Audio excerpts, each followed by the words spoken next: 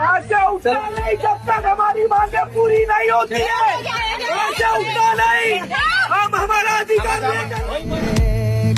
होठों पर कुरान सजाकर सीनों में तूफान बसाकर जिस दिन हम मैदान में आएंगे, वक्त के सारे फिरौनों को बातिल के सब सुल्तानों को हम अपना दरबान बनाएंगे इंशाअल्लाह। मतलब फीस लेने के टाइम में लोग ले लेते और उसके बाद कानून थोपते आप लोग के ऊपर। महाराष्ट्र में आप जुल्म सितम सहा नहीं जाएगा। मेरे बहनों से बुरका बंदी, हिजाब के ऊपर बंदी कॉलेज के अंदर, मुंबई, मी अस्सल महाराष्ट्रीयन आहे आणि मला गर्व आहे महाराष्ट्राचा, पण त्याचबरोबर मला माझा धर्म पण प्रिय आहे।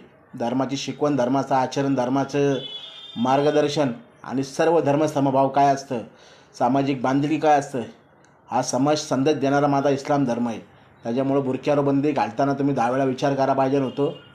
मुंबईकर, गोरेगावकर त्या कॉलेजला आम्ही MIM पक्षातर्फे कसबा मतदारसंघ आणि पुण्यातील संबंध टीम या ठिकाणी मुंबईला जाणार आहे आणि त्या माझ्या भगिनी आहेत त्यांना जाहीर पाठिंबा देणार आहेत।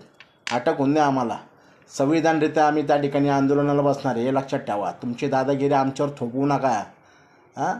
दादागिरी थोपवता का आमच्यावर? बळाचा वापर करून येते लवकर मुंबईकर, लक्षात ठेवा।